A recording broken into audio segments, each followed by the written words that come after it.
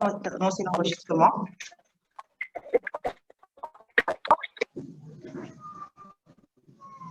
Donc, encore une fois, bonjour à tous et merci d'être là pour cette formation, ce webinaire sur la gestion de trésorerie.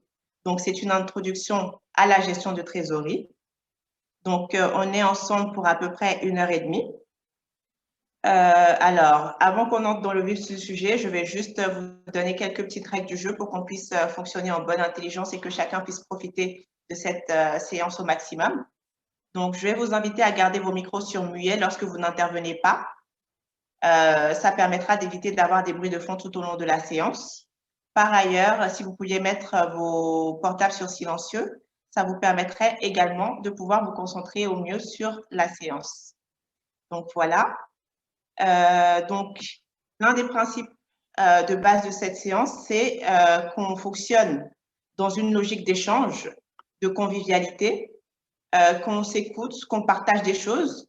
Et donc, votre participation active est vivement souhaitée dans la mesure où je ne me positionne pas comme un professeur savant qui a toutes les informations, mais j'ai des éléments à partager avec vous. Chacun d'entre vous a également des éléments à partager. Et c'est ensemble qu'on va construire une connaissance collective et qu'on va s'enrichir les uns les autres. Donc, globalement, voilà pour les règles du jeu. Merci beaucoup. Je vais également me présenter. Donc, je suis Adolé Akpabi. Je suis togolaise et française, basée au Sénégal depuis 7 ans maintenant. Je suis diplômée d'HEC Paris où j'ai obtenu un master en économie financière et depuis, j'évolue essentiellement dans le secteur du conseil. Aujourd'hui, je me positionne en tant que consultante, formatrice et coach sur des problématiques liées au management, à la finance et au développement personnel. En parallèle, je représente aussi une structure qui s'appelle Prime Dash et qui propose un logiciel financier d'aide à la prise de décision pour les dirigeants d'entreprise. J'ai également eu l'opportunité de traduire un livre qui s'appelle Le Top Manager et qui permet aux personnes qui sont à des fonctions managériales ou à celles qui aspirent à y être à avoir une meilleure compréhension de leur rôle et à avoir des outils extrêmement pratiques et pragmatiques pour être performants dans leurs fonctions. Donc, voilà pour moi. Donc, j'ai vu les différents messages dans le chat. Donc, je vois qu'on a du monde un peu partout, du Togo, du Burkina Faso, du Bénin, de la Côte d'Ivoire, du Sénégal et peut-être d'autres endroits encore. Merci à tous d'être là encore une fois. Alors, pour commencer, je vais vous poser une petite question pour savoir s'il vous est déjà arrivé que votre entreprise se retrouve à court d'argent. Vous pouvez lever la main pour prendre la parole ou donner votre réponse dans le chat. N'hésitez pas.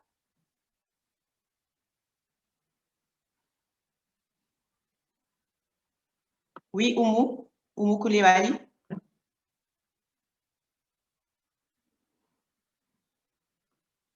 Alors, il faudrait réactiver votre micro pour qu'on puisse vous entendre. OK, dans le chat, j'ai un oui de Blandine, un autre oui. OK, Salimatou Diallo dit oui également.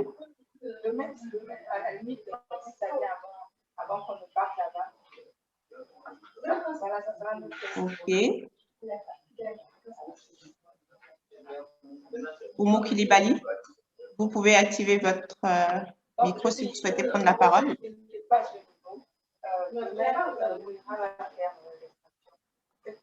OK. Donc, Kwame a dit oui également.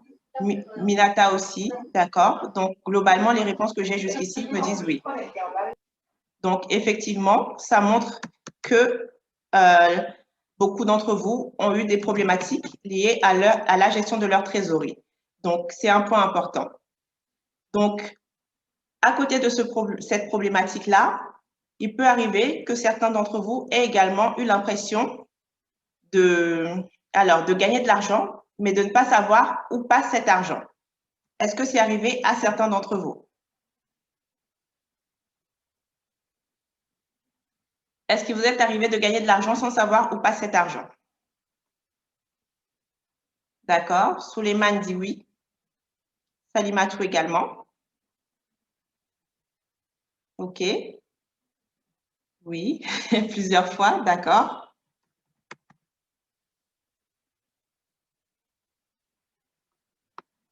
OK. D'accord, merci. Oui, oui, oui. D'accord. Oui, pour Guillaume également. Elvis, Sénao.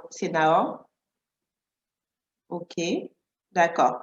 Donc, jusqu'ici, ceux qui répondent ont dit oui. Donc, en gros, vous avez répondu oui aux deux questions que je vous ai posées. Il vous est arrivé d'être à court d'argent et vous est arrivé de gagner de l'argent sans savoir où passe cet argent. Donc, ça veut dire que concrètement, vous avez eu des problèmes de trésorerie et que ce n'est pas lié à votre rentabilité puisque vous avez l'impression de gagner de l'argent. Si vous gagnez de l'argent, ça veut dire déjà que vous êtes rentable. Donc, généralement, vous m'entendez. Apparemment, il y a Tony Franck qui ne m'entend pas.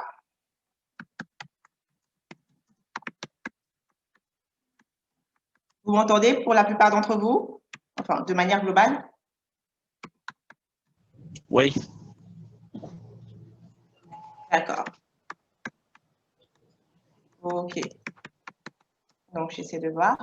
Donc, en gros, votre réponse à ces deux questions confirme le fait que la gestion de trésorerie est une problématique majeure pour la plupart des entreprises. Donc, ça veut dire que ça fait sens pour vous tous d'être là et que je n'ai pas conçu ce module pour rien. De manière générale, on sait que la raison d'être d'une entreprise, c'est d'être rentable, de gagner de l'argent, ce qui signifie que son chiffre d'affaires soit supérieur à ses charges. Et on espère tous avoir des revenus qui nous permettent de payer nos charges, mais également de générer des bénéfices. On veut tous que notre chiffre d'affaires nous permette de payer le loyer, les salaires, les taxes et toutes les autres charges qu'on peut avoir, notamment les prestations de services, etc. Et qu'à partir de là, il nous reste de l'argent qu'on puisse réinvestir dans la croissance de l'entreprise et dans la rémunération de nos actionnaires. C'est pour ça qu'on crée des entreprises. Merci pour les retours qui disent qu'on m'entend bien. Donc, à partir de là, force est de constater que malgré tout, il y a des entreprises qui, bien qu'elles soient rentables, font faillite. Si on se demande pourquoi, eh bien, vous allez comprendre que c'est par manque de liquidité. C'est parce que ces entreprises-là n'ont pas les moyens de faire face, n'ont pas la liquidité pour faire face aux besoins du fonctionnement de leur activité. En effet, ce qu'on va constater dans un premier temps, c'est que lorsque vous générez des revenus, ils ne sont pas synonymes d'encaissement. Parce que lorsque vous vendez quelque chose, vous ne récupérez pas forcément directement l'argent. Et en plus, avant que vous ne puissiez espérer générer un quelconque revenu, il faut que vous fassiez des décaissements. Donc, vous allez devoir dépenser avant d'espérer gagner de l'argent. Et tout ça va faire qu'à un moment, potentiellement, vous pouvez manquer de liquidité. Et vous ne pourrez pas faire face aux besoins de financement de votre entreprise. Vous pourrez pas, vous poserez des questions par rapport au fait de savoir comment gérer vos charges. Donc, voilà la raison qui fait que certaines entreprises peuvent se retrouver à faire faillite malgré le fait qu'elles soient rentables. Donc, avoir de l'argent, c'est une bonne chose, mais si cet argent n'est pas disponible et qu'on ne peut pas s'en servir, ça ne sert pas à grand-chose. On peut avoir dit qu'on a vendu, qu'on a eu pas mal de contrats, mais en face, se demander comment on va faire pour payer nos salaires du mois. Donc, à partir de là, l'idée, c'est de savoir comment faire pour pouvoir gérer votre trésorerie de manière efficace et efficiente. Et l'objet du webinaire d'aujourd'hui, c'est de vous permettre de comprendre justement les bases de la gestion de trésorerie pour pouvoir mieux comprendre comment votre trésorerie fonctionne et pouvoir l'analyser afin de passer à l'étape suivante qui va être de l'optimiser, puis de la planifier et de la piloter. Donc, dans cette introduction à la gestion de trésorerie, dans un premier temps, on va voir qu'est-ce que c'est que la trésorerie de manière très concrète. Ensuite, on va voir pourquoi c'est important d'avoir une trésorerie positive. Après cela, on va s'intéresser à la structure de la trésorerie. Et finalement, ces éléments-là vont vous permettre de pouvoir faire le diagnostic de votre trésorerie pour savoir si votre entreprise a une bonne santé de ce point de vue-là. C'est important parce que pour pouvoir bien gérer votre trésorerie, il faut d'abord savoir de quoi on parle. Effectivement, c'est important que vous ayez une idée claire des objectifs que vous visez. Pardon. C'est important que vous ayez une idée claire des objectifs que vous visez et de leurs déterminants avant de pouvoir passer à l'action pour espérer les atteindre. Du coup, qui d'entre vous peut me donner une définition de ce que c'est que la trésorerie d'une entreprise? Ils sont à la S, là. Levez la main pour pouvoir prendre la parole.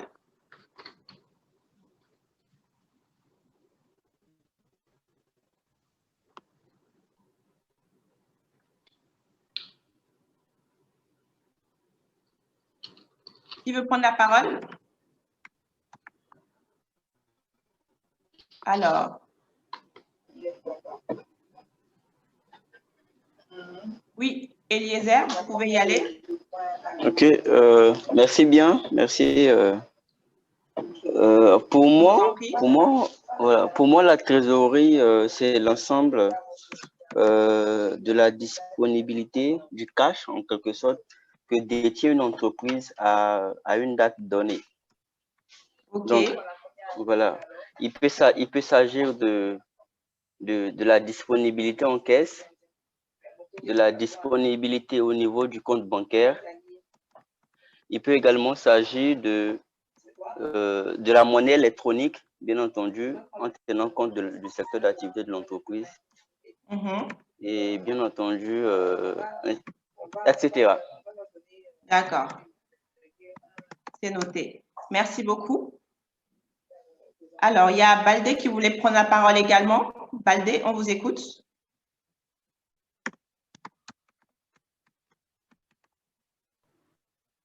Alors? Oui, bonjour Baldé. Oui, bonjour, vous allez bien? Oui, merci et vous. Moi, selon moi, la trésorerie, oui, c'est les ressources que l'entreprise garde en position en cas des éventualités.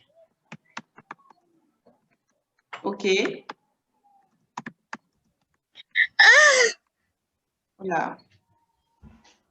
Alors, on a encore... désolé.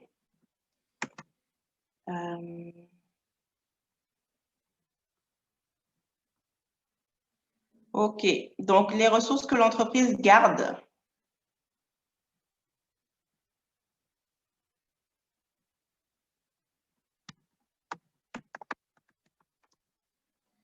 en cas d'éventualité. Alors,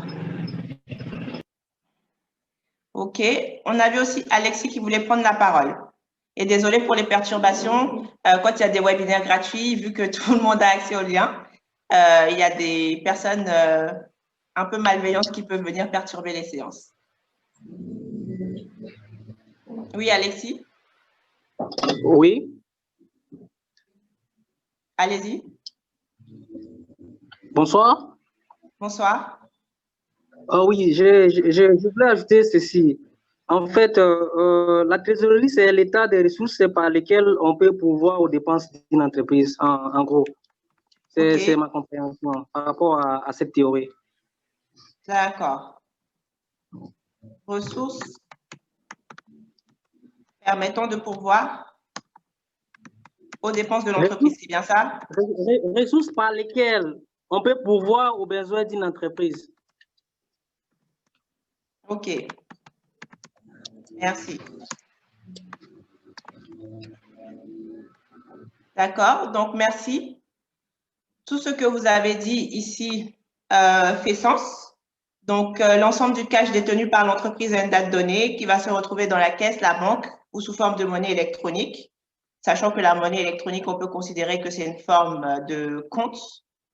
Les ressources gardées par l'entreprise en cas d'éventualité, donc j'imagine pour pouvoir faire face à ses besoins aussi, et les ressources permettant de pourvoir aux besoins de l'entreprise. D'accord. Merci beaucoup pour tous ces partages. Donc, effectivement, la trésorerie, ça va être l'argent qui est disponible dans l'entreprise et que l'entreprise peut mobiliser à n'importe quel moment pour pouvoir faire face à ses besoins. Donc, cette entreprise, de manière classique, va se retrouver dans les caisses physiques de l'entreprise ou sur ses comptes bancaires. Par extension, on peut mettre aussi ses comptes de monnaie électronique, comme ça a été indiqué. Alors, OK. D'accord, merci aussi pour la contribution de commercial dans le chat qui va dans la ligne de tout ce qu'on vient de dire. Alors, du coup, est-ce que vous savez comment ça se traduit d'un point de vue comptable? Comment est-ce qu'on peut calculer la trésorerie d'une entreprise d'un point de vue comptable avec les éléments du bilan?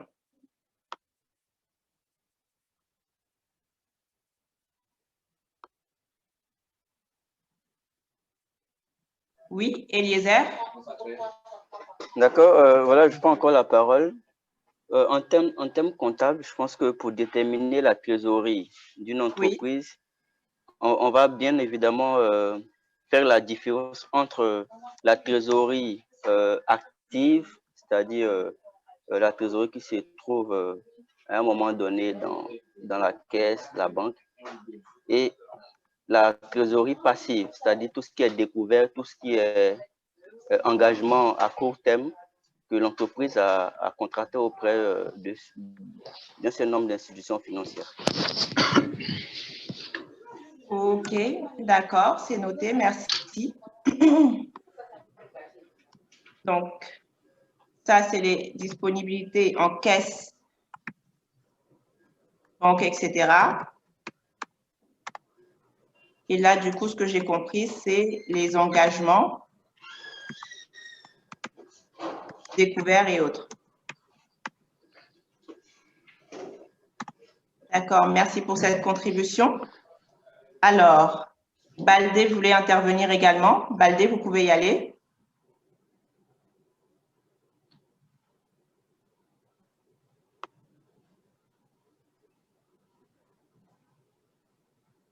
Ok, Souleymane nous dit fonds de roulement, moins besoin en fonds de roulement. Ok, alors, donc, fonds de roulement, moins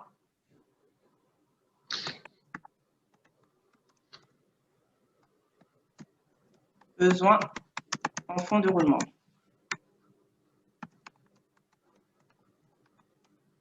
Merci. Alors, Baldé, vous voulez toujours intervenir? Si oui, vous pouvez y aller.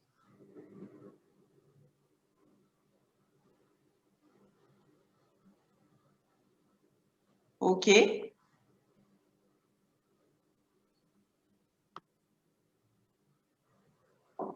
D'accord. Donc, merci beaucoup pour ces éléments. Pour la première option, différence entre la trésorerie active et la trésorerie passive.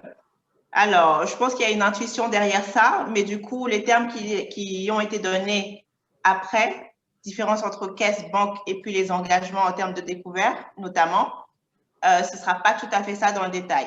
Et effectivement, ça va plutôt être la formule fonds de roulement, moins besoin en fonds de roulement, qui est celle à laquelle je voulais que vous pensiez, pour ceux qui sont familiers de ces notions-là.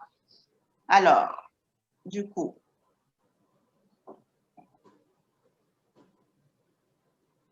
concrètement, la trésorerie nette, d'un point de vue comptable, ça va être la différence, comme on l'a dit, entre le fonds de roulement et le besoin en fonds de roulement. Vous vous demandez peut-être ce que c'est que ces deux notions.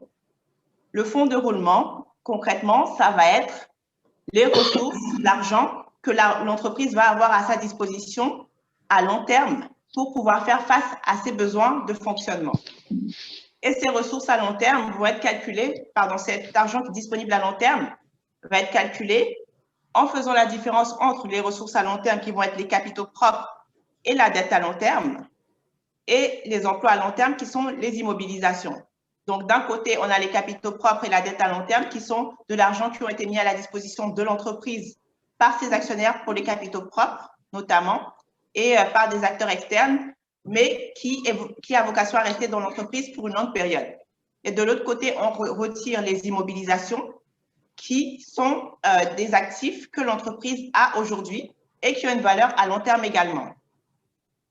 De l'autre côté, on va avoir le besoin en fonds de roulement, qui est en fait la somme dont l'entreprise a besoin à court terme pour son fonctionnement. Donc, ici, pour calculer le besoin en fonds de roulement, on va faire la différence entre l'actif circulant hors trésorerie, parce qu'on cherche justement la trésorerie, et le passif circulant. Donc, dans l'actif circulant hors trésorerie, on va retrouver tout ce qui est créances et stocks. Et dans le passif circulant, on va retrouver les dettes à court terme, donc notamment dettes fournisseurs, dettes sociales et dettes fiscales. Est-ce que ce que je dis, ça fait sens pour vous?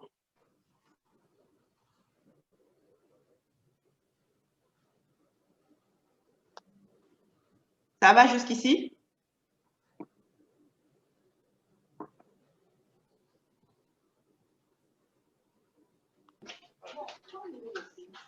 Oui, pas mal. Oui. OK, d'accord. Merci. Alors, du coup, pour ceux qui ne sont peut-être pas très familiers de toutes ces notions, on va peut-être essayer de détailler un peu plus pour que vous puissiez mieux comprendre. Donc ici, on est dans le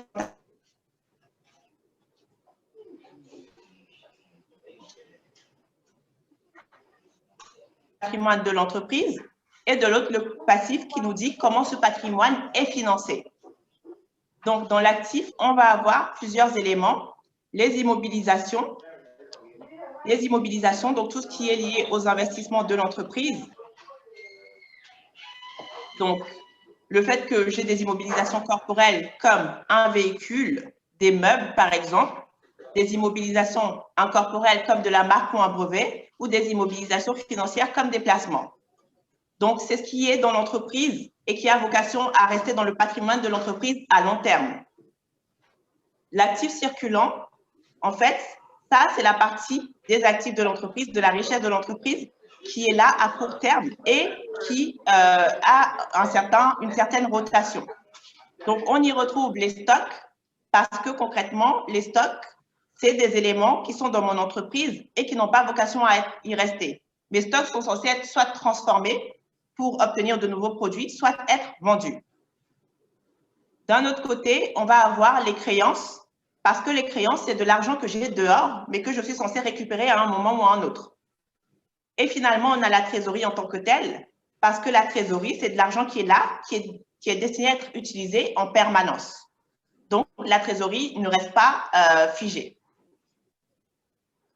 Et de l'autre côté, pour le passif, on va avoir les capitaux propres qui nous disent quelle part de cette richesse de l'entreprise est financée par l'entreprise elle-même, quelle part de la richesse de l'entreprise lui appartient réellement, parce que dans les capitaux propres, on retrouve concrètement le capital social que les actionnaires ont mis à la disposition de l'entreprise et le cumul des résultats, donc de la richesse créée par l'entreprise au cours de sa vie. Et de l'autre côté, on a le côté dette qui nous dit quelle part de la richesse de l'entreprise, quelle part du patrimoine de l'entreprise est financée par des acteurs externes, comme notamment la banque ou d'autres acteurs qui auraient mis de l'argent à la disposition de l'entreprise. Donc, on va avoir la dette à long terme, qui va être la dette avec une échéance à plus d'1 an, et la dette à court terme, qui va être de la dette avec une échéance à moins d'1 an. Donc, si vous regardez par rapport au code couleur, en orange, ce qu'on a, c'est ce qu'on appelle en général le haut de bilan, qui est plutôt du long terme. Et ensuite, en bleu et en gris, on a le bas du bilan, qui est plutôt des éléments à court terme. Donc, si je vous refais le calcul très rapidement, actif égale passif. OK.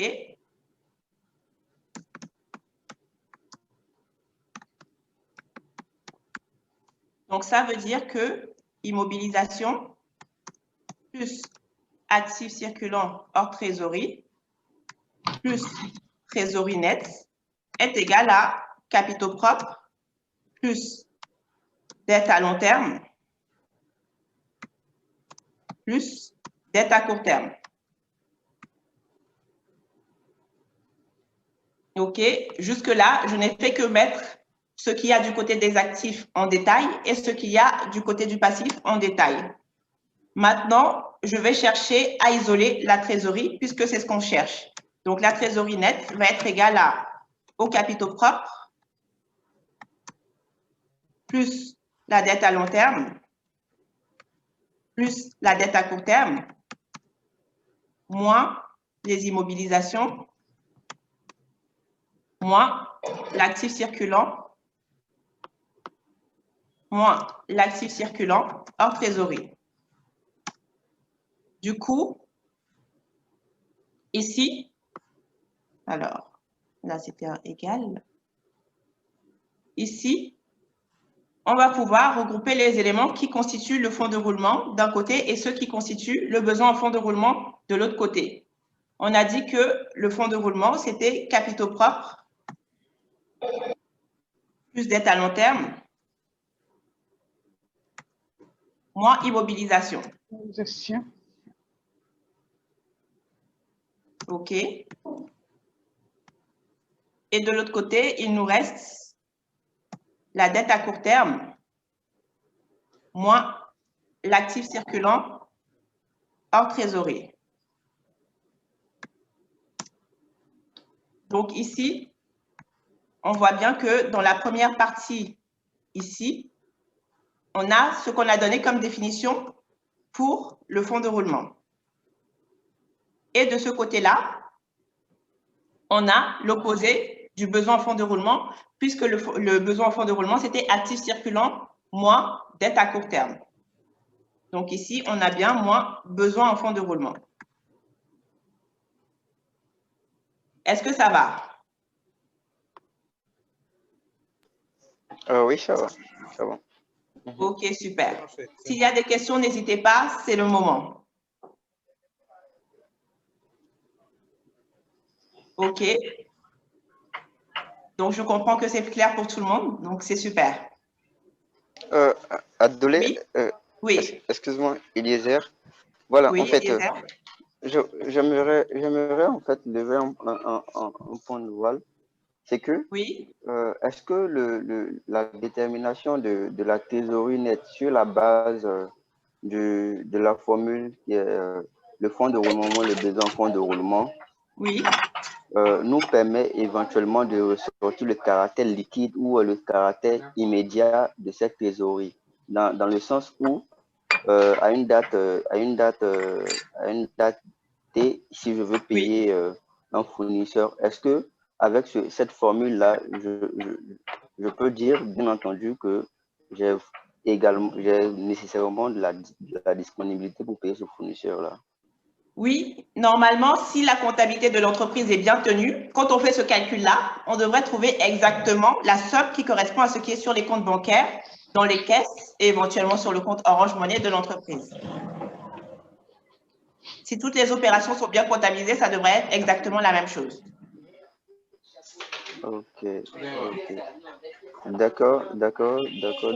Donc dans ce sens, ma question est répondue. On a vraiment le caractère liquide de la trésorerie à travers cette formule. Oui. Ok, d'accord. Ok, super. Baldé voulait poser une question également, je pense, ou intervenir. Oui, j'aimerais poser une question. Oui. J'ai dit. Oui, allez-y. J'ai dit dans le domaine minier, est-ce que c'est possible de passer avec ces calculs là-bas? Parce que chez nous, là, avec les équipements miniers, là, c'est un peu difficile avec les calculs. C'est-à-dire? Bon, par exemple, l'achat des camions, des intrants au niveau des explosifs, ainsi de suite là. Oui. Je dis si c'est possible avec la formule. Oui, cette formule, c'est une formule qui s'applique à n'importe quelle entreprise. Parce que toute entreprise, une fois qu'elle a constitué ses états financiers, va avoir un bilan avec un actif et un passif qui vont être constitués de la même manière. Donc, effectivement, cette formule, elle sera toujours vraie. Donc, dans les immobilisations, on va retrouver, par exemple, les camions, les appareils que vous utilisez pour faire les forages, des choses de ce genre-là. L'actif circulant, si vous avez des stocks de produits, des stocks de produits divers, que ce soit les stocks de marchandises à vendre dans le futur ou d'intrants. Donc, ça va être pris en compte. Du côté des capitaux propres, vous avez forcément des capitaux propres parce qu'à un moment, les actionnaires ont mis de l'argent pour créer la société. Si vous avez pris un emprunt bancaire, ça va aller dans la dette à long terme. Et dans la dette à court terme, peut-être que vous avez des fournisseurs qui vous font crédit ou pour la dette fiscale, il y a des impôts que vous devez à l'État, mais que vous payez que tous les 2 mois, par exemple, et vous n'avez pas encore payé la nouvelle tranche. Et il peut y avoir le fait que vous deviez de l'argent aux institutions sociales par rapport aux cotisations de vos employés. Donc, tous ces éléments-là, c'est les éléments qui vont permettre de faire ce calcul. Ok. Vraiment, merci Je ne beaucoup. sais pas si ça répond suffisamment. Oui, c'est bon. OK, super, parfait. Alors, Alem demandait des exemples bien précis. Alem, est-ce que vous pouvez prendre la parole juste pour dire quel type d'exemple vous voulez et par rapport à quelle partie? Comme ça me permettra de vous répondre de manière un peu plus concrète. Merci beaucoup, Adolé, parce qu'en fait, j'ai pas pris la parole parce que ma voix, elle est un peu cassée. De toute façon, moi, en fait, je veux avoir des exemples précis par rapport aux différents blocs, par exemple, l'actif circulant, oui. Les capitaux propres, les mobilisations. C'est par exemple, on prend un projet, par exemple, ou une entreprise spécifique et on traite ses charges, ses actifs et ses passifs, cas par cas, tout en remplissant les différents blocs du plan comptable. Merci. C'est si possible, bien sûr. Merci beaucoup. OK, mais je vous en prie. Alors, du coup, je vais donner, ça rejoint un peu les éléments que je disais tout à l'heure, mais du coup, je vais redonner des exemples pour ce qu'on peut avoir dans les éléments d'immobilisation, etc. Donc, dans les immobilisations, on va retrouver tous les investissements que l'entreprise a fait. Donc, si c'est des investissements qu'on va caractériser d'immobilisation corporelle, on peut retrouver par exemple des meubles, des immeubles, des machines, des choses de ce genre. Dans l'incorporel, on va retrouver des logiciels, par exemple, des brevets, des marques. Dans les immobilisations financières, on va retrouver des placements financiers faits par l'entreprise. Côté actifs circulants hors trésorerie, on va avoir tout ce qui est stock. Donc, je peux avoir des stocks de matières premières, je peux avoir des stocks de composants intermédiaires, ce genre de choses. Je vais aussi avoir les créances, donc des créances clients, par exemple, parce que j'ai vendu une prestation à un client, mais le client ne m'a pas encore payé. Ou alors des créances de personnel parce que j'ai fait une avance sur salaire à mes employés, par exemple. Et bien sûr, la trésorerie nette, comme on l'a dit, c'est l'argent qui est disponible. Et côté capitaux propres, ce que je disais, c'est qu'on avait le capital social, qui est l'argent que les actionnaires ont mis dans l'entreprise, que les actionnaires ont investi dans l'entreprise. Et on va avoir l'accumulation des différents résultats, donc de l'accumulation de la richesse créée par l'entreprise au fil du temps. Et dans la dette, comme je disais, on peut avoir des emprunts bancaires pour la dette à long terme. Et dans la dette à court terme, on peut avoir des choses comme tout ce qui est dette fiscale sociale et dette fournisseur. J'ai acheté du matériel chez un fournisseur, je ne l'ai pas encore payé. Et éventuellement, on peut avoir des découvertes aussi si c'est une entreprise qui fait appel à des découvertes. Donc, j'espère que ça répond assez à la question. Alors, je n'ai pas bien compris la question. On peut dire que l'égalité actif égale passif plus capitaux propres. Du coup, concrètement, c'est actif égale passif, sachant que les capitaux propres font partie du passif. Les immobilisations, est-ce que c'est le montant net ou le montant brut? Pour les immobilisations, ce sera le montant net qu'il faudra considérer. Donc, OK. Donc, vous vous êtes répondu entre vous, c'est très bien. Alors, merci Alem. Bonsoir Adolé, bonsoir. Bonsoir. Au fait, excusez-moi, merci de me donner l'accès à l'enregistrement, s'il vous plaît, si c'est possible. Alors, l'accès à l'enregistrement, je verrai pour pouvoir le mettre éventuellement à disposition. Ce qui est sûr, vous recevrez le support. Mais oui, je vais voir pour l'enregistrement. Si ce n'est pas celui de cette séance, vous aurez un enregistrement de séance sur le même thème dans tous les cas. D'accord. À la fin de la formation ou... Dans la semaine. Dans la semaine, OK. Merci. OK, merci à vous. OK. Donc, je pense que maintenant, on est un peu plus au clair sur ces notions-là. Ce que je vais vous proposer, c'est de passer, alors, à un petit exercice sur le calcul de trésorerie. On va le faire ensemble, hein. Du coup, ce que je vais vous demander, c'est Concrètement, on a des informations dans la première partie de l'exercice et on veut savoir qu'est-ce qui va entrer dans la trésorerie de l'entreprise et du coup, quel va être l'état de la trésorerie de l'entreprise.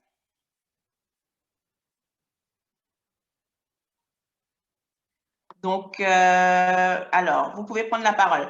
Il y a une remarque dans le chat qui disait qu'il pouvait y avoir des dettes à moyen terme également, mais concrètement, ici en comptabilité, on considère deux catégories, long terme à plus d'1 an, et on considère que tout ce qui est à moins d'1 an, ça va être considéré comme du court terme. Donc, voilà. Du coup, je vous demande, pour la première ligne qu'on a ici, on a 1 million sur le compte BAS de l'entreprise. Est-ce que ça va faire partie de la trésorerie de l'entreprise? Et si oui, pourquoi? Enfin, dans tous les cas, pourquoi? Qui veut prendre la parole?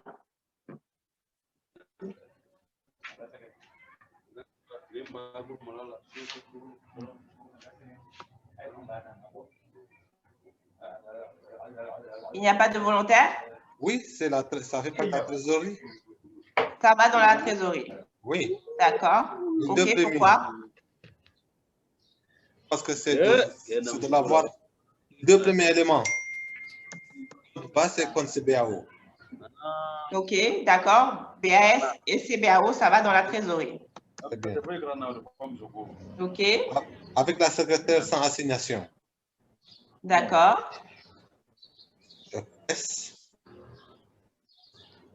La caisse. Oui. OK.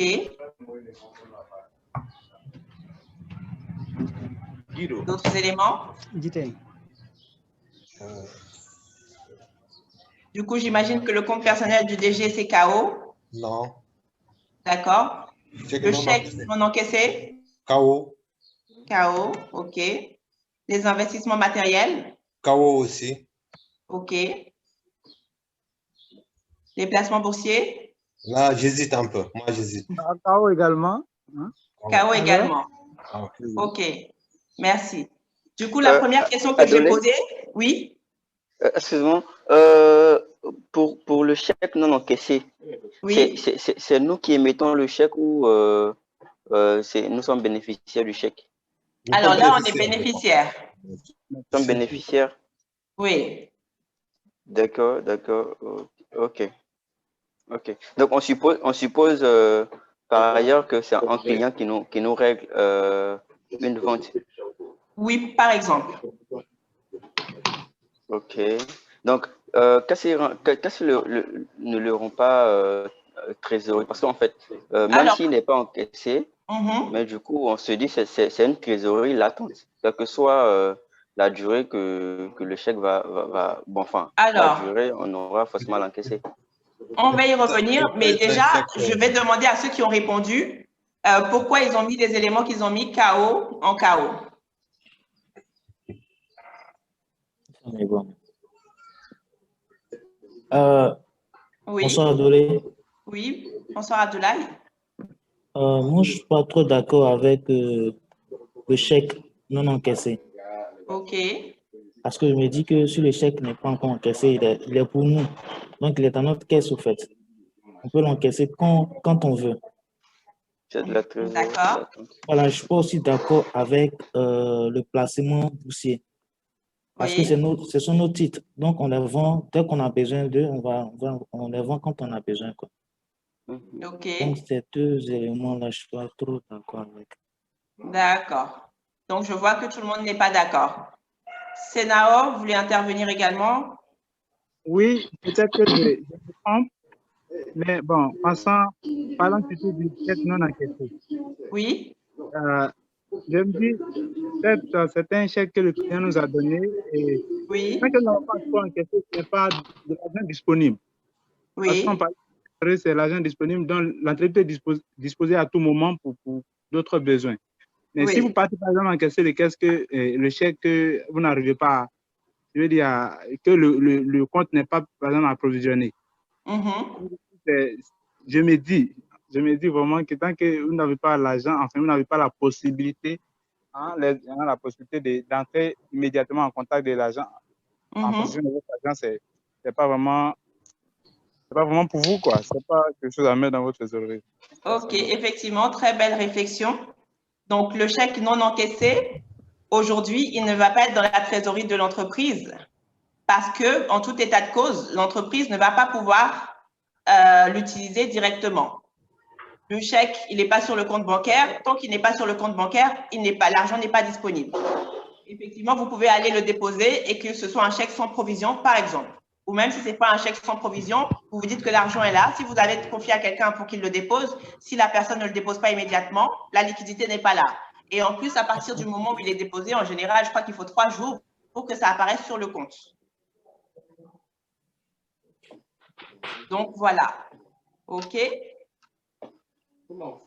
D'accord. Okay. Alors, j'allais dire, il y a ceux qui disent que c'est encore une créance tant que le chèque n'est pas encaissé. Dans les faits, ça va plutôt être dans un compte d'attente parce que le client, lui, il a réglé, il considère qu'il a réglé, mais vous n'avez pas encore eu la liquidité en face.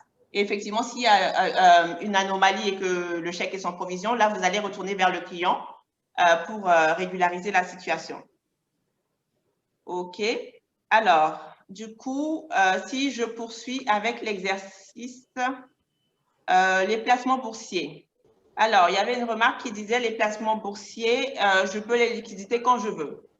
Ben, en tout état de cause, pour les placements à long terme, ce n'est pas si évident que ça de pouvoir les liquider dès qu'on a besoin d'argent. Et oui, et dans tous les cas, pour pas mal de ces placements-là, il y a toute une procédure à suivre avant de pouvoir toucher les fonds qu'on a placés. Donc, voilà. Pour les investissements matériels, effectivement, ça ne fera pas partie de la trésorerie parce que c'est de l'argent qu'on a dépensé à un moment donné, donc ça n'impacte plus notre trésorerie à l'heure d'aujourd'hui. Pour le compte personnel du DG, comme on a dit que c'est le compte personnel, donc ça n'a pas grand-chose à voir avec l'entreprise. Pas d'incidence. Oui, effectivement. OK. Donc, après, dans ce qui est OK, vous avez mis le compte BAS, CBAO, avec la secrétaire sans assignation et la caisse. Donc, du coup, par rapport à ça, j'aurais peut-être juste une petite correction qui serait ce qui est avec la secrétaire sans assignation. Parce que quand je dis c'est avec la secrétaire sans assignation, ça veut dire qu'on sait que la secrétaire, elle a de l'argent. On ne sait pas pourquoi elle a cet argent. Ce n'est pas tracé en termes de comptabilité. Et donc, c'est comme si cet argent n'existait pas. Donc, ça ne va pas pouvoir faire partie de la trésorerie. De manière très concrète, ce qui va constituer la trésorerie, ça va donc être le compte BAS, le compte CBAO et la caisse. Tout à fait. Du coup, ça nous fait combien? 1, 2, 3, 4. 3 500 000. 3,5 millions, effectivement.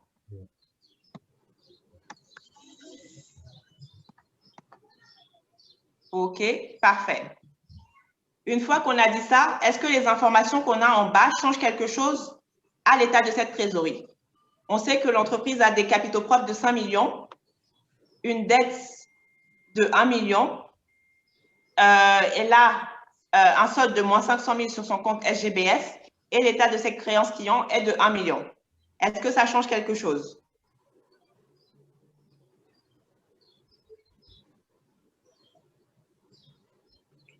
Alors? Oui. Je pense que ça ne change pas quelque chose. D'accord. Pourquoi? Bon, en regardant le calcul qu'on a fait en haut, oui, on a trouvé 1,5 million. Oui.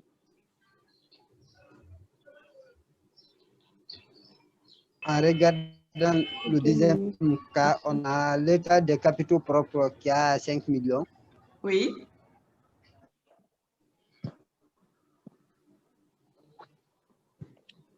Et si on fait la soustraction, ça donne les 3,5 millions. Alors. Non, ça change. Hein? Ça change, je m'excuse, ça change. Je m'excuse. Ouais. Ça change. Oui, ça fait change. ici, actif moins passif, on aura. Oui, ça change. Ça change parce qu'on fait l'actif moins le passif. Oui, ça change. Ouais, on a moins 4 millions 500. On a moins 4 millions 500. Oui. Ah oui? Oui. Parce qu'en actif, on a juste les créances.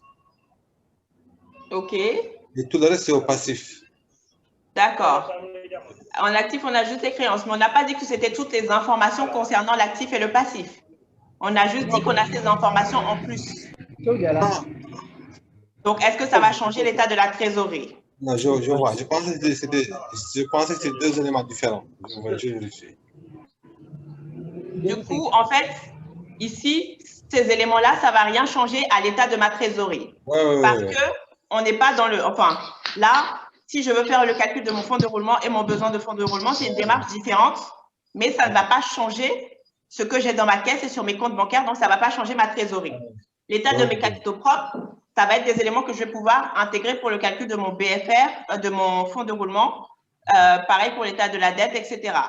Mais en fait, que mes capitaux propres ils soient de 5 millions, ça veut dire qu'à un moment, mes actionnaires, ils ont mis 5 millions dans l'entreprise. Ça ne change rien à ce que j'ai sur mon compte aujourd'hui, qu'ils aient mis 5 millions ou 10 millions il y a 10 ans, il y a un an ou même hier. Pareil pour ma dette, c'est de l'argent que j'ai emprunté à un moment et peut-être que cet argent se trouve sur un des comptes en question ou alors je l'ai déjà utilisé.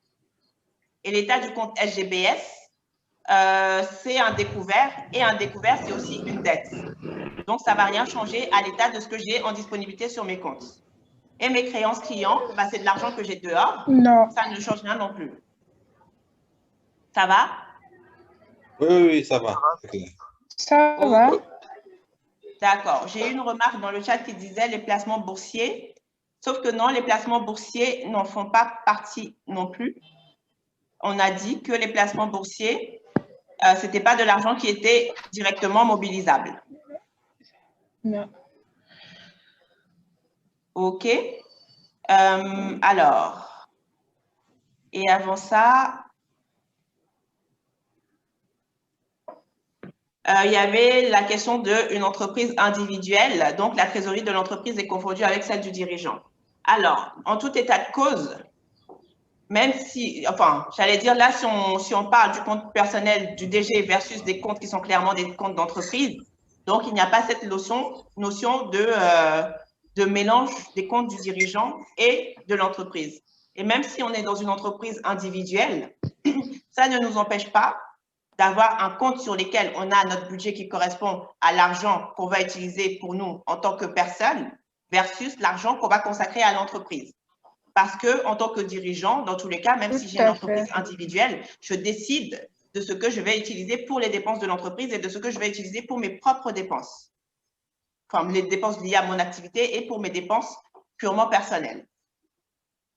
Je ne sais pas si c'est clair et si ça fait sens du coup. OK. Ouais, super. Parfait. OK, alors. Super, merci beaucoup pour les retours.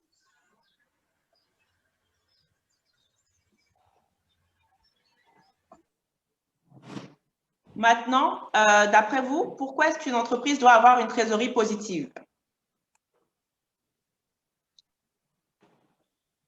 Alors? Oui? Pardon. Pouvez reprendre, s'il vous plaît? Je demande pourquoi est-ce qu'une entreprise doit avoir une trésorerie positive? C'est pour des éventualités. Pour des éventualités. Oui, des faillites ou bien des problèmes liés à des taxes.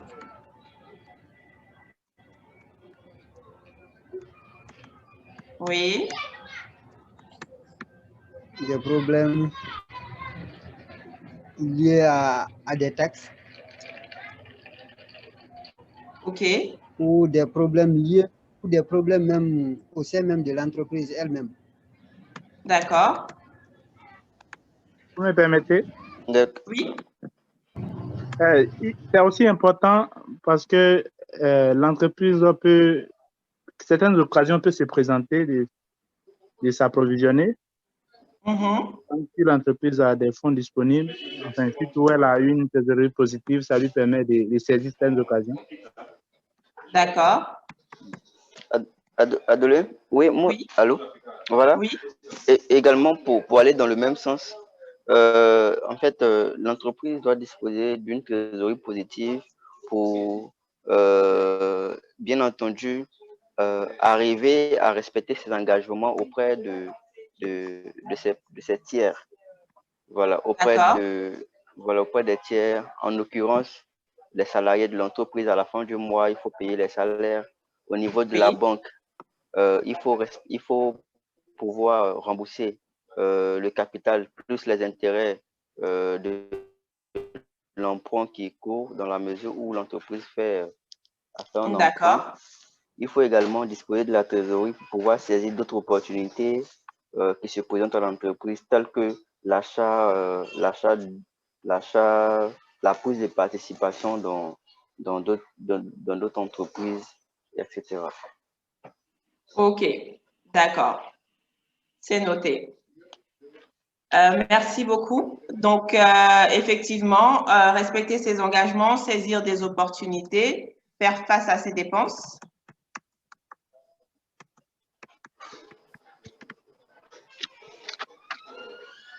D'accord. Donc, Sidi aussi avait réagi dans le même sens, faire face à ses engagements. Donc, vous avez précisé court terme. Après, court terme ou long terme, ça,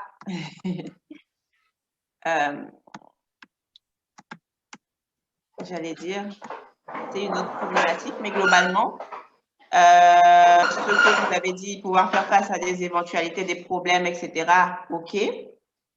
Des occasions de s'approvisionner, respecter ses engagements, faire face à ses dépenses, saisir des opportunités. D'accord. Donc, globalement, quand on dit des occasions de s'approvisionner, ça me fait juste me poser une question. Est-ce que c'est, on se dit, il y a un deal, on peut avoir des stocks moins chers et donc on va y aller, même si on n'en a pas besoin. Si c'est ce genre de choses, il faut faire un peu attention parce que parfois on croit gagner de l'argent alors qu'on en perd parce qu'on a vu un deal, on s'est dit qu'il fallait qu'on saisisse. Mais l'argent qu'on immobilise pour une chose, c'est de l'argent qu'on ne peut pas utiliser pour autre chose. D'accord. OK. Pardon? Non, c'est saisi comme... Parce que c'est effectivement ce que je pensais. Hein. D'accord. OK. Alors, Minata souhaite poser une question. Minata, vous pouvez y aller? Non, pas poser une question, mais s'approvisionner. Moi, je ne pense pas. Une entreprise ne peut pas s'approvisionner voilà, au hasard. C'est pour parler à une éventualité peut-être, mais je ne le conseille pas du tout. Parce qu'on ne peut pas s'approvisionner et puis déposer. Ce serait voilà, ça ne fonctionne pas ici, à mon avis. On est bien d'accord. Donc, je ne sais pas si je peux dire ça. Oui. Si je m'approvisionne, c'est pour produire et puis distribuer, pas pour stocker. Effectivement. Voilà. Donc, peut-être ça, je ne sais pas. Ouais. OK, oui, ça fait sens. Ça va dans le sens de ma réponse. Merci beaucoup. Alors, Sénaor, vous vouliez prendre la parole aussi? Oui. En fait, pour peut-être éclaircir un peu mes idées, oui. Quand je parlais de m'approvisionner, peut-être que ce n'est pas complètement juste, mais selon moi, si vous avez des disponibilités, vous avez de la liquidité disponible, oui. vous avez la possibilité de à moindre coût. Moi, je pense que ce n'est pas encore pour venir peut-être forcément stocker, parce que quand vous avez la possibilité d'acheter très moins cher, vous avez la possibilité de la revendre aussi le plus rapidement possible sans chercher une grande masse bénéficiaire. Donc, c'est pas comme si s'approvisionner est forcément mauvais parce que ce n'était pas destiné à... Tu peux pas faire ça maintenant, la passe chez toi. OK, donc en tout état de cause, si je comprends bien, l'idée, c'est pas juste de s'approvisionner, c'est que vous avez des opportunités d'affaires. Justement, c'est ce que j'ai pensé. OK, d'accord. Donc là, effectivement, ça peut faire sens. Parce qu'on connaît aussi des gens qui se disent, ah, il y a un deal, je vais acheter, je vais attendre.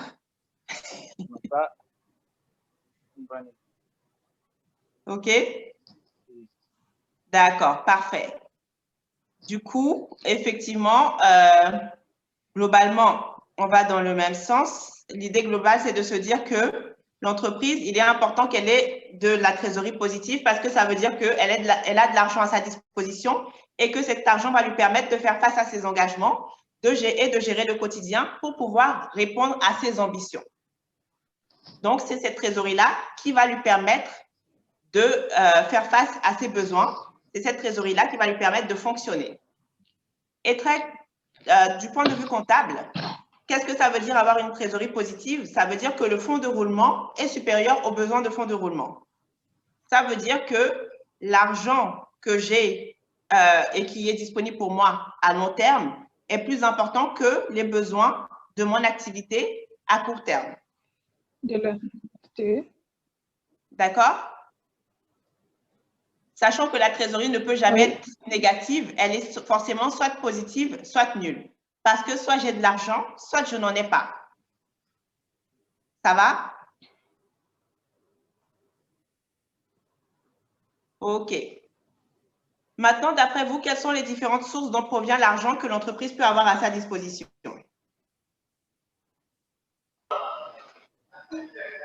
Les clients. Les clients.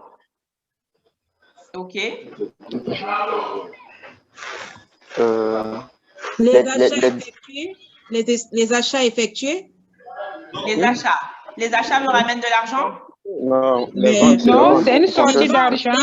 Les ventes. Les ventes. Les ventes. OK. Il y a aussi les dividendes. Les emprunts. Oui. Les dividendes. Le bénéfice aussi, il y a le bénéfice. Le bénéfice. Le bénéfice, non. Mais si. Non. Si, les bénéfices, oui. Non. Ben oui. Quand on... Mais si, comment ça, non? Les bénéfices, oui. Les bénéfices augmentent. Peut-être le bénéfice distribué, le dividende, mais pas les bénéfices. Justement. Si, le bénéfice rentre dans l'actu de l'entreprise. Mais ce n'est pas une trésorerie. Allô? C'est pas de la trésorerie. Le bénéfice, ce n'est pas de la trésorerie. Mais ça va dans le sens des dividendes. Oui, les dividendes, c'est le bénéfice distribué, si tu veux. Oui, aussi. Non, il faut faire la part des choses. Pas les dividendes. Les dividendes, ce sont les... Allô? Oui. Voilà, en fait, pour les dividendes, oui. Voilà, au niveau des dividendes, il y a les dividendes reçus de la part des entreprises dans lesquelles nous sommes actionnaires. Nous avons des titres de participation. Dans ce cas, voilà, c'est de la trésorerie pour nous en fin d'exercice ou en fin d'AG ou en fin d'AG. Par contre, les dividendes que nous distribuons à nos actionnaires nous appauvrissent. Voilà, nous appauvrissent en quelque sorte, appauvrissent notre trésorerie, bien entendu. OK. Pourtant, on sait très bien que c'est la partie du résultat qu'on a produit qui passe en dividende. D'accord. Voilà. C'est noté. OK, merci beaucoup. Du coup, j'ai ajouté quelques éléments qui étaient suggérés aussi dans le chat par Lawal. Crédit bancaire, donc les ventes, ventes ou prestations de services payés, OK. Paiement des créances clients, d'accord. OK. Donc, oui? Concours bancaire? Je n'ai pas compris. Concours bancaire. Concours bancaire. Oui. Du coup, là, on parle bien des crédits. Ah oui, pardon. Excusez-moi, c'est vrai. Pas de souci. Alex, vous voulez prendre la parole? Oui, et les capitales sociales. Le capital social. OK. Ouais.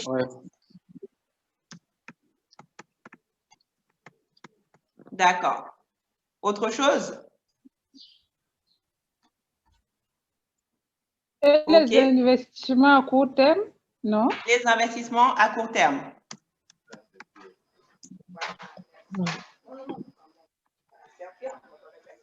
Oh, putain. J'ai pensé à une chose, mais je doute un peu. Oui. Je voulais parler de l'augmentation du capital social. D'accord. Je pense que c'est... Les actionnaires. Je pense que c'est la même chose que... Avec les investissements à court terme. Non, parce que quelqu'un parlait du capital social tout à l'heure. Attends, d'accord. Oui. Il peut y avoir également les comptes courants associés. D'accord. Voilà, l'associé, un actionnaire met à disposition de l'entreprise de la trésorerie. D'accord, OK. Voilà. Merci beaucoup pour tous ces éléments. Donc, quelqu'un vient d'ajouter le découvert bancaire. OK.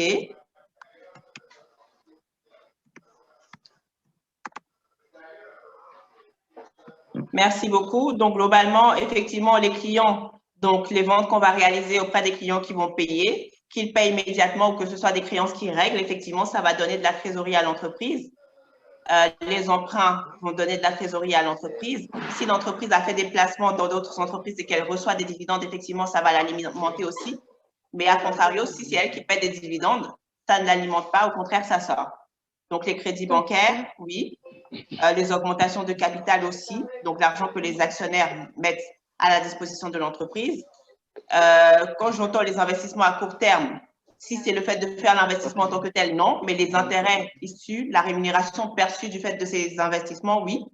Le compte courant associé, c'est effectivement le gérant ou un associé de l'entreprise qui met de l'argent à la disposition de l'entreprise, qui prête de l'argent à l'entreprise, donc oui. Et le découvert bancaire aussi permet à l'entreprise d'avoir de l'argent. Lorsqu'on parle du bénéfice, du coup, là, on est déjà dans le calcul de qu'est-ce qui est rentré versus qu'est-ce qui est sorti. Donc, et surtout, le bénéfice en tant que tel, j'allais dire, encore une fois, ça va dépendre de, oui, est-ce qu'on a récupéré l'argent en question ou pas? Parce qu'une entreprise peut être bénéficiaire, mais en ayant des créances dehors, cet argent-là ne va pas être à sa disposition. OK? Donc, merci beaucoup pour tous ces éléments. Alors, du coup, une fois qu'on a dit ça, en fait, les éléments que vous avez évoqués vont pouvoir être regroupés dans plusieurs catégories qui vont être les flux de trésorerie de l'entreprise sur la période. Donc, concrètement, la trésorerie d'une entreprise à la fin d'une période, ça va être la somme de la trésorerie de l'entreprise au début de cette période et de l'ensemble des flux de trésorerie qu'il va y avoir sur la période. C'est ça qui va nous donner sa trésorerie finale. Et globalement, dans une lecture analytique du tableau de flux de trésorerie, on va avoir 3 flux de trésorerie qui vont venir s'ajouter à la trésorerie initiale, à savoir le flux de trésorerie d'exploitation, le flux de trésorerie d'investissement et le flux de trésorerie de financement. Donc, concrètement, le flux de trésorerie d'exploitation, c'est là où on va retrouver tous les mouvements d'argent qui sont liés à l'activité, à l'exploitation de l'entreprise. Donc, quand l'entreprise va récupérer de l'argent du fait de la vente de ses produits et services, ça va augmenter la trésorerie d'exploitation. Et quand elle va payer des charges liées à son exploitation, ça va faire diminuer la trésorerie d'exploitation. Pour le flux de trésorerie d'investissement, en fait, c'est là qu'on va retrouver l'ensemble des mouvements liés à la politique d'investissement de l'entreprise. Si l'entreprise acquiert de nouveaux actifs comme des véhicules, des meubles, etc., ça va faire diminuer la trésorerie le flux de trésorerie d'investissement parce que c'est de l'argent qui sort. Et au contraire, si l'entreprise a cédé des actifs, elle vend un vieux véhicule, par exemple, ça va faire rentrer de l'argent et augmenter le flux de trésorerie d'investissement. Du côté du flux de trésorerie de financement, on va avoir tout ce qui est lié au mouvement d'argent dû au fait que les acteurs mettent de l'argent à la disposition de l'entreprise. Donc, concrètement, on va y retrouver, par exemple, les emprunts bancaires, les augmentations de capital, les dons, les subventions qui vont venir faire augmenter le flux de trésorerie de financement. Et à contrario, ce flux de trésorerie de financement va diminuer lorsque l'entreprise va rembourser des emprunts ou verser des dividendes, par exemple. Est-ce que ça va? C'est assez clair?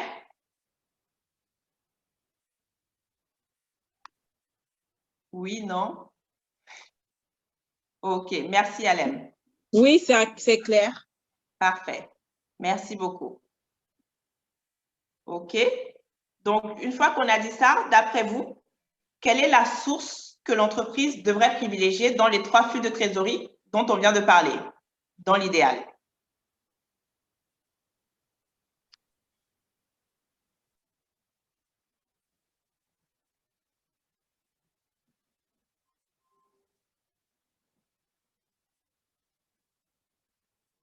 Alors, Lawal dit priorité au flux de trésorerie d'exploitation. OK, merci. Est-ce que vous êtes d'accord ou vous auriez d'autres ou votre avis est différent?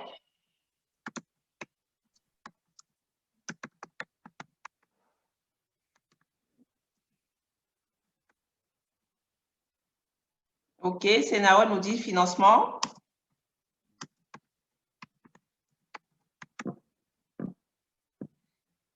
OK. Les autres, vous êtes d'accord avec qui? Ou alors, est-ce que vous avez un avis différent des deux contributeurs qu'on a jusqu'ici? Souleymane, oui?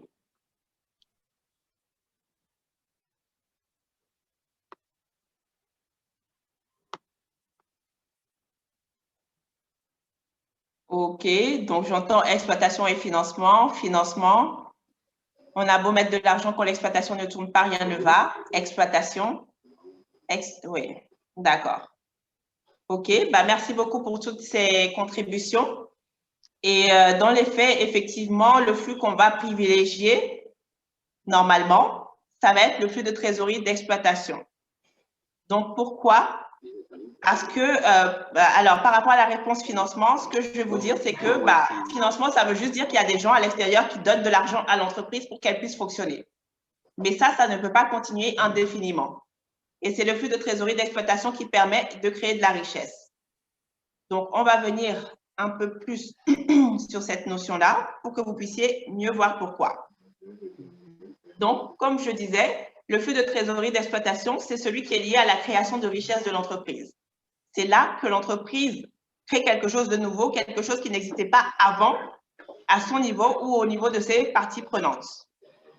Donc, avec ce flux-là, lorsqu'il est positif, ça veut dire que l'entreprise génère du cash du fait de son activité.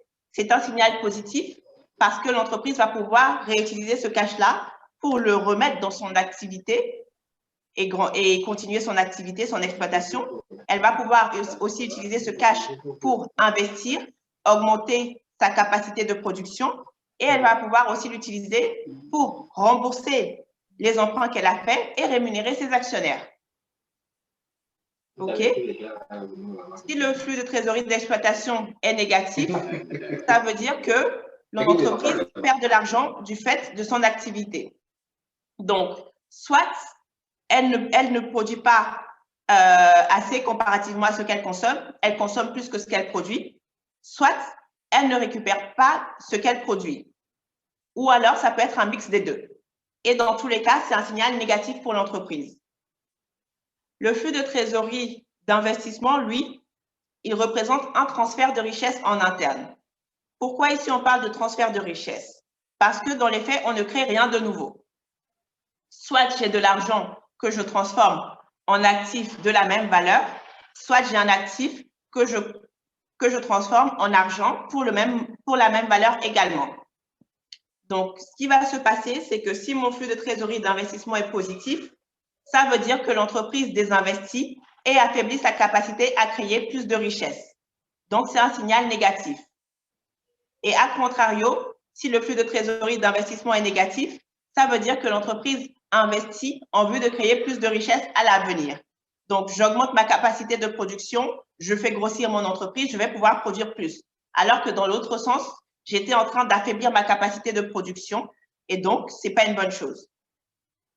Et finalement, pour ce qui est du flux de trésorerie de financement, c'est encore une fois un transfert de richesse, mais cette fois externe.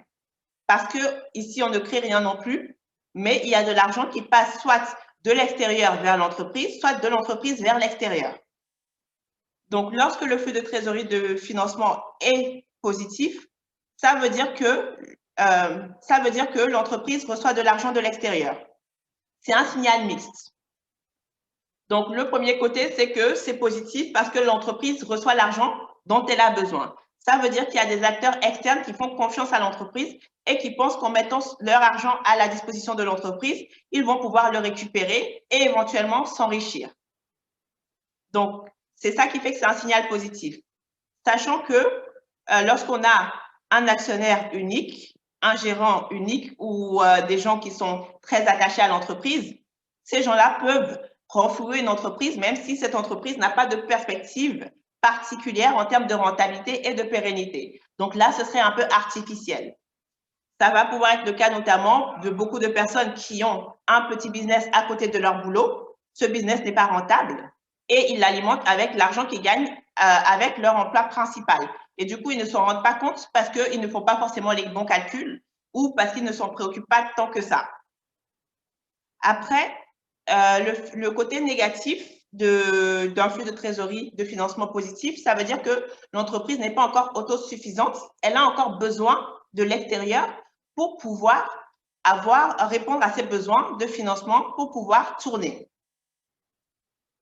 Et finalement, lorsque ce flux de trésorerie de financement est négatif, c'est plutôt un signal positif parce que ça veut dire que l'entreprise rembourse l'argent qu'elle a reçu et ou paie des dividendes. Donc, elle peut faire face à ses engagements vis-à-vis de ses financeurs externes. Est-ce que ça va pour ce tableau? Est-ce que vous avez des questions ou des remarques par rapport à ce que j'ai dit?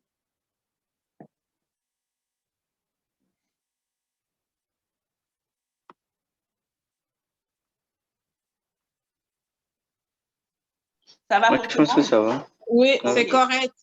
D'accord, parfait. Du coup, à partir de ce tableau, on peut conclure que dans une dynamique à long terme saine, la logique de toute entreprise devrait être d'améliorer ses flux de trésorerie d'exploitation. Parce que c'est normal, lors d'une phase de démarrage ou de croissance exceptionnelle, que l'entreprise se base principalement sur les flux de trésorerie de financement, parce qu'à ce moment-là, lorsqu'on démarre, l'entreprise n'a pas encore d'activité, donc elle ne peut pas générer de cash elle-même. Il faut forcément que ce cash vienne de l'extérieur. Et c'est ce cash qui va lui permettre d'investir et de gérer son exploitation.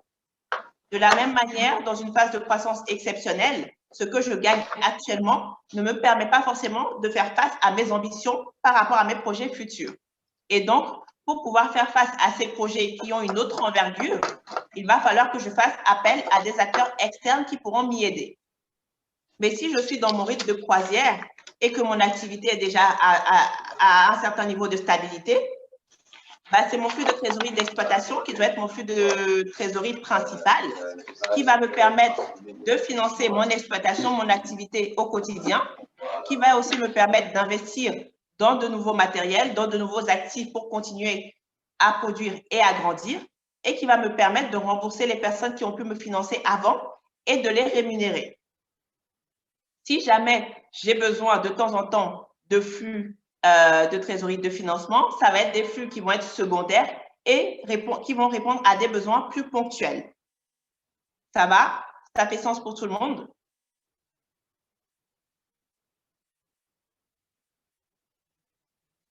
OK, donc je suppose que oui. Alors, donc, on arrive globalement au bout de la séance. Je vais vous demander de faire une petite synthèse pour dire ce que vous avez pu retenir de nos échanges jusqu'ici, histoire de m'assurer que cette heure et demie passée ensemble vous a apporté quelque chose.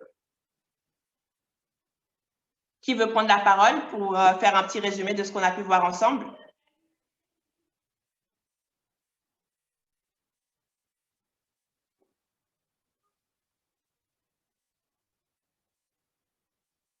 Eliezer, vous voulez peut-être prendre la parole? Je vais m'essayer. Ok, super. Merci D'accord. Ok, d'accord. Merci, Adolé. Pour ce que j'ai pu comprendre au bout de cette formation, c'est que d'abord, on a essayé de définir la notion de trésorerie. Oui. Voilà, qu'est-ce que c'est qu'une trésorerie au sein d'une entreprise? Et Oui. on a fait savoir que la trésorerie, c'était tout ce qui est disponibilité, cash, qui permettra à l'entreprise de pouvoir respecter ses engagements, de pouvoir tourner. Oui. Et donc, voilà, on est parti sur la formule de détermination de cette trésorerie-là, à savoir le fonds de roulement, moins le besoin en fonds de roulement pour pouvoir avoir la trésorerie nette de l'entreprise. Oui. Voilà. Et à travers cette formule, on a bien vu qu'il fallait quand même savoir les différentes sources de trésorerie, où est-ce que l'entreprise pouvait tirer sa trésorerie. On a parlé de ses ventes, on a parlé de l'apport en capital effectué par les actionnaires, on a parlé de la mise à disposition d'un montant par un actionnaire quelconque, et ainsi de suite. Et pour finir, on a bien entendu vu les différents cycles de trésorerie au sein de l'entreprise, à savoir le cycle d'exploitation, le cycle de financement. Et on a dit qu'il faudrait capter vraiment, il faudrait être focus sur le cycle de trésorerie qui permettra à l'entreprise d'installer le cycle d'exploitation pour pouvoir permettre à l'entreprise d'évoluer, de pouvoir assurer son exploitation quotidienne. D'accord. Merci beaucoup. Donc oui, effectivement, on a vu que la trésorerie, c'était l'argent que l'entreprise avait à sa disposition et qu'elle pouvait mobiliser, que globalement, elle se calculait en faisant la différence entre le fonds de roulement et le besoin de fonds de roulement d'un point de vue comptable, et que c'était important qu'elle soit positive pour que l'entreprise puisse faire face à ses engagements et répondre à ses ambitions. Donc, on a bien dit que les 3 flux de trésorerie qui alimentaient la trésorerie, c'était le flux de trésorerie d'exploitation, celui d'investissement et le flux de trésorerie de financement, et que celui que l'entreprise devait privilégier, c'était le flux de trésorerie d'exploitation, parce que c'est celui qui permet de créer de la richesse. Donc, merci beaucoup pour ces éléments-là. Alors, bien. Oui. Donc, je vais peut-être prendre quelques dernières questions et réactions. Mais avant cela, juste pour vous dire que cette introduction, en fait, c'est le début du travail sur la compréhension et le pilotage de votre trésorerie. Donc, concrètement, c'est des éléments qui intègrent la formation plus globale que je donne sur le thème de la gestion de trésorerie. Donc, dans cette formation, il y a 3 modules. Le premier qui sert à comprendre et à évaluer de la trésorerie, où on va revoir les notions qu'on a vues ensemble aujourd'hui, mais surtout les approfondir, notamment en faisant des exercices pratiques qui vous permettent vraiment d'illustrer les choses, de les mettre en pratique et de mieux vous les approprier. Ensuite, il y a une deuxième partie qui va vous permettre d'acquérir des outils qui vont vous aider à optimiser de manière très concrète votre trésorerie et à faire face à vos besoins de ce point de vue-là. Et le dernier module a pour objectif de vous permettre d'acquérir une démarche qui vous aidera à planifier et piloter votre trésorerie de manière efficace. Donc voilà globalement, sachant que la prochaine formation aura lieu au mois de février, donc les 12, 19 et 26 février. Le contenu est d'une valeur approximative de 450 000 et il y a une offre spéciale actuellement qui fait que chaque inscription est à 120 000 jusqu'au 29 janvier 2021. Donc, pour vous inscrire, vous pourrez accéder à la page d'inscription avec le lien qui est indiqué ici et que je vais peut-être juste vous mettre dans le chat pour que vous l'ayez de manière très pratique. Allô? Voilà. Allô? Et en parallèle, je prends les questions. Allô? Oui. Excusez-moi, moi j'ai une question, je suis désolée, vous êtes en Afrique parce que, en fait, le lien m'a été envoyé par quelqu'un, je ne savais pas, parce que je voulais poser, et je suis venue sur la formation là, mais il était trop tard. Vous êtes en Afrique? Oui, je suis au Sénégal. Ah, d'accord, mais vraiment, ça n'a rien à voir alors. Je ne sais pas pourquoi, mais quand même, c'était intéressant. Je voulais poser une question, mais ça n'avait rien à voir avec la trésorerie. Je voulais juste savoir, c'est toujours bien de prendre des informations un peu partout. Est-ce que vous faites des informations dans le domaine de l'e-commerce? Pas particulièrement, non. Ce n'est pas dans mon domaine de spécialisation. D'accord, ok, c'était tout. Mais c'était quand même intéressant, malgré que je me suis connectée très, très tard, mais c'était intéressant. Merci beaucoup. Bonne journée. Merci à vous aussi. Au revoir. Au revoir. Au revoir, merci bien. Alors, je vous en prie. Alem, vous demandez combien ça fait en euros? Ça fait 180 € à peu près. Alors, Lawal, un sentiment d'avoir rangé mon placard en suivant ce webinaire. Merci beaucoup. Merci beaucoup, Alem, pour les retours. Alors, oui. Merci, Sénao. Merci, Nadia. Est-ce qu'il y avait d'autres questions qui n'ont pas été prises en charge? Si c'est le cas, c'est le moment. C'est la simulation, là. Oui, t'envoies ça. Autrement, je vous invite à suivre la formation pour approfondir tout ce qu'on a vu et pouvoir aller plus loin. Salimatou, vous voulez prendre la parole?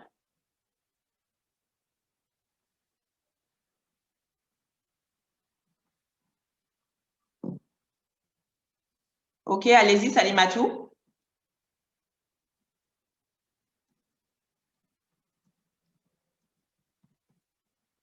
Votre micro n'est pas activé pour l'instant, je pense, donc vous pouvez l'activer. Merci beaucoup, Adolé, hein, c'est gentil. Et... Je vous en prie. Prochaine. Ok, merci beaucoup.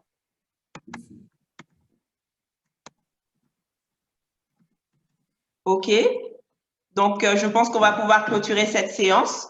Donc, je vous laisse en parallèle mes contacts dans le chat.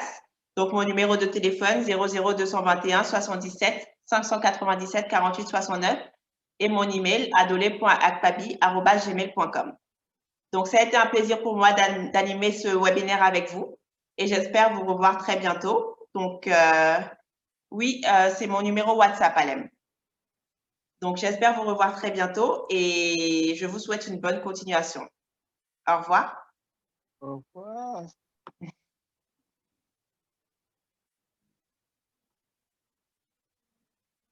Merci beaucoup d'avoir regardé cette vidéo. Si tu l'as regardée jusqu'à la fin, j'imagine que tu l'as appréciée. Si c'est effectivement le cas, n'hésite pas à mettre un petit like en cliquant sur le pouce juste en bas. Tu peux également la partager avec d'autres amis ou connaissances pour qu'ils puissent aussi en profiter.